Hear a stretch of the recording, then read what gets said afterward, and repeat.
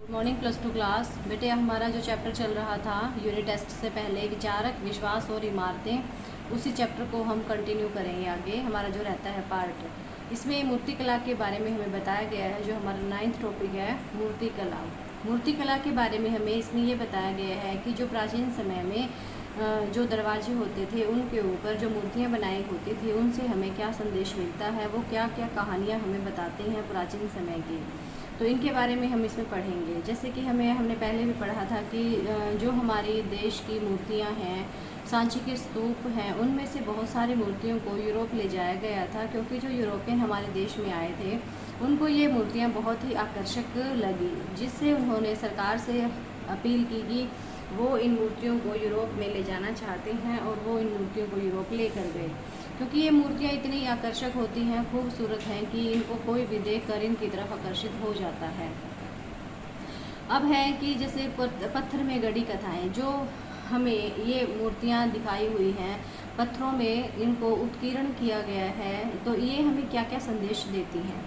अब जैसे ये जो मूर्तियां हैं, इनमें हमें पता चलता है, हमें ये दिखाई दे रहा है कि फूस की झोपड़ियाँ इनमें बनाई हुई है, घास फूस की, और जो ग्रामीण दृश्य है यानी कि गांव का जो दृश्य है वो हमें इसमें दिखाया गया है।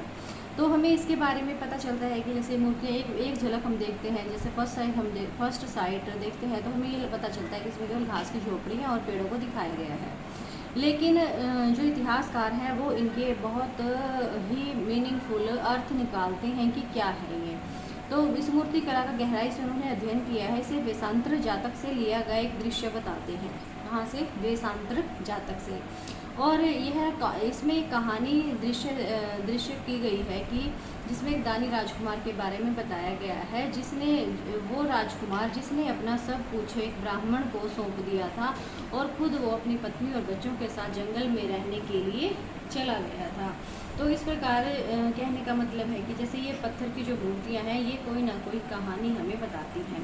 उपासना के प्रतीक का मतलब क्या है कि जैसे जो मूर्तियाँ हमें दिखाई गई हैं उनसे हमें ये भी पता चलता है कि जैसे ये पेड़ पौधे और ये सब दिखाया गया है, तो इससे हमें क्या संदेश मिलते हैं। उपासना का मतलब कि भगवान की पूजा से। तो जो महात्मा बुद्ध थे उसमें इन मूर्तियों में ये दिखाया गया है कि जो महात्मा बुद्ध थे उन्होंने एक पेड़ के नीचे ध्यान करते हुए ज्ञान की प्राप्ति की। तो इससे हमें पता चलता है कि महात्मा बुद्ध जो थे वो एक बहुत बड़े उपासक थे। बाद में उनको भगवान बुद्ध के नाम से जाना गया, और उनके बहुत सारे हमें इसमें प्रमाण मिलते हैं कि किस प्रकार उन्होंने ध्यान किया और जो उनके लिए स्तूप बनाए गए थे। तो यह बुद्ध द्वारा सारनाथ में दिए गए पहले उपदेश का प्रतीक था।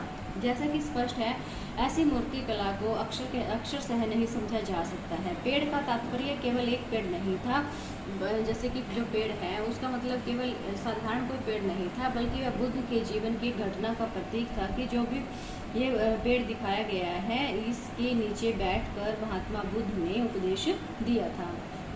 अब है लोक परंपराएं। लोक परंपराओं का मतलब क्या है कि लोग अपने घरों को किस प्रकार बनाते थे, और उनके जो तोरण द्वार थे, तोरण द्वार का मतलब कि जो एंट्री वाले गेट होते थे उन पर किस प्रकार की मूर्तियां बनाई गई थी।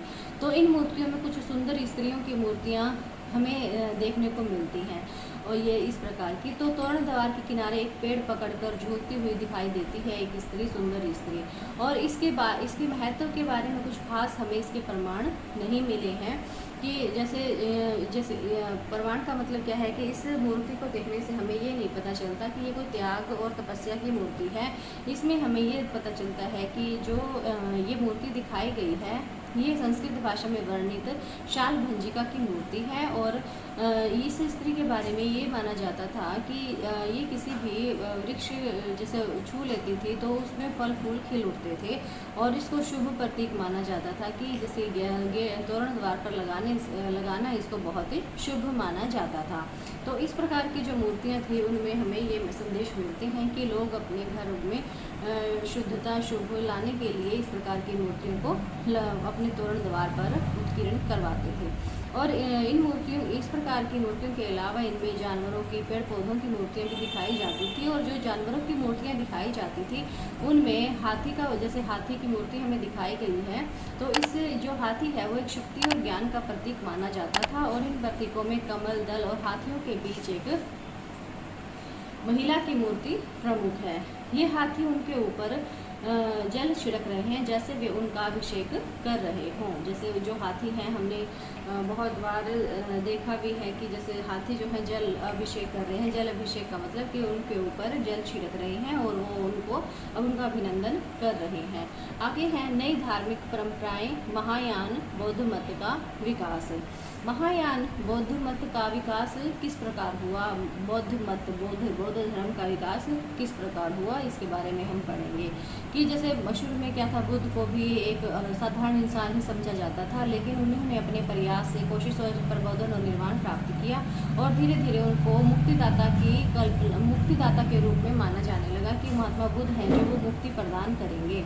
और ये विश्वास किया जाने लगा कि मुक्ति ये महात्मा बुद्ध ही दिलवा सकते हैं। तो धीरे धीरे क्या हुआ, इस पुण्य का प्रयोग दुनिया को दुखों में छोड़ देने के लिए और निर्वाण प्राप्ति के लिए नहीं करते थे, बल्कि वे इससे दूसरों की सहायता करते थे। बुद्ध और बौद्धिस्तों की मूर्तियों की पूजा इस परंपरा का एक महत्वपूर्ण अंग बन गई थी। चिंतन की इस नई परंपरा को महायान के नाम से जाना गया। चिंतन की इस नई परंपरा को महायान के नाम से जाना गया। जिन लोगों ने इन विश्वासों को अपनाया उन्होंने पुरानी परंपरा को हीनयान नाम से संबोधित किया। यानी जो पुरानी परंपराएं थी उनको हीनयान और जो नई परंपरा अपनाई गई उसको महायान का नाम दिया गया। अब है पौराणिक हिंदू धर्म का उदय। हिंदू धर्म का उदय किस प्रकार हुआ? पहले बौद्ध धर्म का विकास हुआ और बौद्ध धर्म के बाद हिंदू धर्म अस्तित्व में आया और हिंदू धर्म के बारे में हम इसमें समझेंगे। जैसे कि आपको पता है हिंदू धर्म में हम भगवान विष्णु की, भगवान शिव की पूजा करते हैं। तो जो भगवान विष्णु की पूजा करते हैं, विष्णु के उपासक हैं, उनको वैष्णव कहा जाता है और जो भगवान शिव के उपासक हैं उनको शैव कहा जाता है। तो धीरे धीरे इनकी भगवान की देवी देवताओं की मूर्तियों को स्थापित किया जाने लगा और मंदिरों का निर्माण किया जाने लगा। प्रारंभ में मंदिर जो थे चौकोर शेप के, यानी कि स्क्वायर शेप के बनाए जाते थे और उन मंदिरों के ऊपर एक गुंबद बनाया जाता था। और जैसे दुनिया में अव्यवस्था और नाश की स्थिति आ जाती थी तब विश्व की रक्षा के लिए भगवान अलग अलग रूपों में अवतार लेते थे। ये मान्यताएं हैं। जैसे आज के टाइम में भी हम ये मान्यताएं देखते हैं, हम आज भी मानते हैं इन चीज़ों को। और जैसे फिर धीरे धीरे क्या हुआ, इनकी मंदिरों मिश्रित अवधारणाओं पर आधारित इनके खूबियों और प्रतीकों को उनके शिरो, वस्त्र, आभूषण और आयुधों का मतलब हथियार और हाथ में धारण किए गए अन्य शुभ अस्त्र, बैठने की शैली से इंगित किया जाता था। और इन मूर्तियों के अंकन का मतलब समझने के लिए इतिहासकारों को इनसे जुड़ी कहानियों से परिचित होना पड़ता है। कई कहानियाँ प्रथम सहस्राब्दी के मध्य से ब्राह्मणों द्वारा रचित पुराणों में पाई जाती है। जैसे जो हमारे पुराण हैं, महापुराण हैं, उनमें सारी कहानियाँ हमें ये देखने को मिलती हैं, जैसे कि आपको पता है। अब है मंदिरों का बनाया जाना। जो मंदिर हैं वो चौकोर कमरे के रूप में होते थे और जिन्हें गर्भगृह कहा जाता था। और इसमें एक दरवाज़ा होता था जिसमें उपासक मूर्ति की पूजा करने के लिए, यानी कि एंट्री गेट हम उसको कह सकते हैं, जो दरवाज़ा होता था। और इसके ऊपर एक गुंबद बनाया जाता था जिसे शिखर कहा जाता है। जैसे बेटे ये बना रखे हैं गुंबद। और इनमें हॉल भी होते थे जहाँ पर लोग एक जगह एकत्रित होकर उपदेश सुनते थे, उपदेश देते थे। और तोरण, ऊंची दीवारें, इस प्रकार के सारे दिखाए गए हैं। शुरू के मंदिरों की खास बात यह थी कि इनमें से कुछ पहाड़ियों को काट कर खोखला करके कृत्रिम गुफाओं के रूप में बनाए गए थे। कृत्रिम गुफाएं बनाने की परंपरा काफ़ी पुरानी थी। और कृत्रिम का मतलब आर्टिफिशियल जो गुफाएं बनाई जाती थी, यानी पहाड़ों को काट कर गुफाएं बनाई जाती थी। और जैसे आज हम देखते हैं कहीं देखने के लिए, हम घूमने के लिए जाते हैं तो हमें वो गुफाएं देखने को आज भी मिलती हैं। और जैसे सबसे विकसित रूप हमें 8वीं सदी के कैलाशनाथ, यानी कैलाशनाथ का मतलब इसका मीनिंग क्या है, शिव जी भगवान का एक नाम है कैलाशनाथ। इसके रूप में मंदिर में नजर आता है, जिसमें पूरी पहाड़ी काट कर इसे मंदिर का रूप दे दिया गया था। और एक ताम्र पत्थर यानी तांबे का एक पत्र अभिलेख एलोरा के प्रमुख तक्षक द्वारा इसका निर्माण समाप्त करने के बाद उसके आश्चर्य को व्यक्त करता है, हे भगवान यह मैंने कैसे बनाया। यानी कि वो इतने कलाकार लोग थे कि वो कलाकृतियाँ बनाते थे और वो पूरी कंप्लीट होने के बाद जब उसको देखते थे तो उन्हें खुद आश्चर्य होता था। अब क्या हम सब कुछ देख समझ सकते हैं कि जो हम मूर्तियाँ देखते हैं, क्या हम जो देख रहे हैं उसको समझ भी पा रहे हैं? तो इसको हम इसमें देखेंगे कि किस हद तक हम उनको चीज़ों को समझ पाते हैं। अनजानों को समझने की कोशिश, यानी जो अनजान हैं, जो अनजान चीज़ें हैं, अनजान व्यक्ति हैं, उनको हम किस प्रकार से समझें। यूरोप के विद्वानों ने 19वीं सदी में जब देवी देवताओं की मूर्तियाँ देखी तो वे उनकी पृष्ठभूमि और महत्व को नहीं समझ पाए, यानी कि वो अनजान लोग थे, उन्हें नहीं पता था कि इनका क्या महत्व है, किस प्रकार से लोगों ने इनको उत्कीर्ण किया है, किस प्रकार से बनाई गई हैं। कई सिर, जैसे हमारे देवी देवताओं की मूर्तियाँ होती हैं, आपको भी पता है बेटे कि कई सिर, कई हाथों वाले मनुष्य और जानवरों के रूप में मिलाकर जो बनाई गई मूर्तियाँ थी वो उन्हें विकृत लगती थी। विकृत मतलब कि उन्हें उनमें काफ़ी कमियाँ दिखाई देती थी और उससे घृणा से भर जाते थे। और ये कहा जाता है कि जो भारतीय कलाकृतियाँ हैं वो यूनान की कलाकृतियों से काफ़ी मिलती जुलती हैं, क्योंकि भारत में जैसे यूनानी जो लोग आए थे वो उन्होंने मिलकर इस प्रकार की कलाकृतियाँ बनाई थी और इसीलिए भारतीय जो मूर्ति कला है वो यूनान की कला से काफ़ी मिलता जुलता है। ये मूर्तियाँ ज़्यादातर तक्षशिला और पेशावर जैसे उत्तर पश्चिम के नगरों में मिली थी। इन इलाकों में ईसा से 200 साल पहले भारतीय यूनानी शासकों ने राज्य बनाए थे।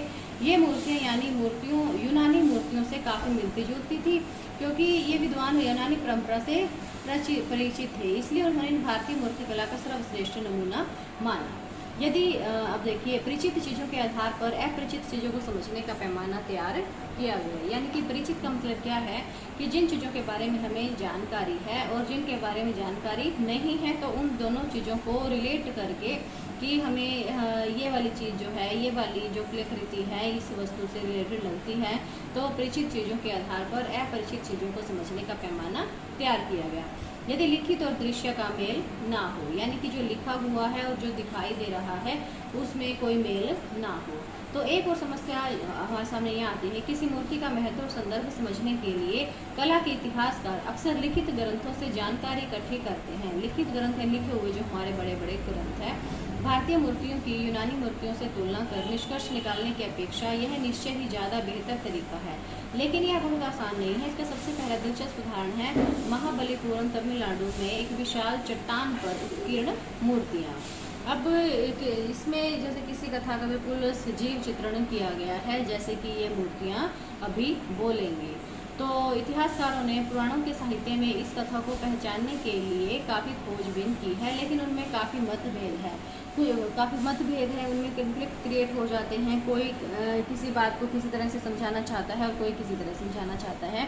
इसमें गंगा नदी के स्वर्ग से अवतरण का चित्रण है कि गंगा नदी जो है स्वर्ग से उतरी है। चट्टान की सतह के मध्य प्राकृतिक दरार शायद नदी को दिखा रही है। यह कथा महाकाव्यों और पुराणों में वर्णित है।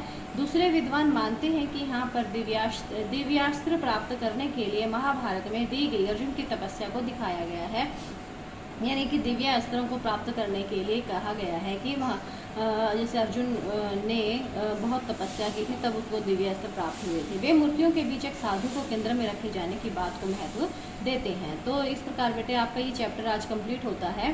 तो तुम्हें ये चैप्टर के जो इम्पोर्टेंट पॉइंट्स हैं इनको अपनी नोटबुक में राइट करना है और ये सारे चैप्टर आपके कंप्लीट हो जाने के बाद आप स्कूल में कॉपी भेजोगे और चेक करवाओगे। Thank you.